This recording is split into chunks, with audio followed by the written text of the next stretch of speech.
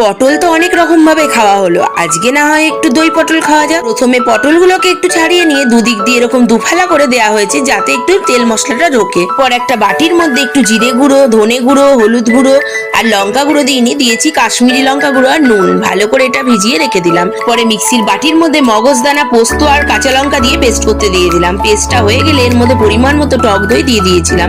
তারপরে টক দই দিয়ে পেস্ট করে এটা আলাদা করে রেখে দিয়েছিলাম।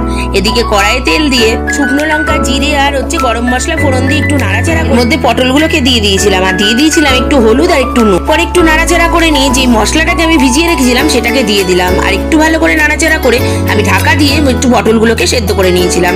যখন দেখলাম পটলটা সেদ্ধ হয়ে গেছে তখন দইয়ের পেস্টটাকেও ঢেলে দিয়েছিলাম আর একটু নাড়াচাড়া করে ওর মধ্যে আমি চিনি দিয়ে দিয়েছিলাম। চিনিটা দিলে একটু স্বাদটা ভালো আসে। তারপরে একটু নাড়াচাড়া করে ঢাকা দিয়ে আর একটু ফুটিয়ে নিলেই রেডি আমাদের ভীষণ সুস্বাদু দই পটল। গরম গরম ভাতে জাস্ট জমে যাবে।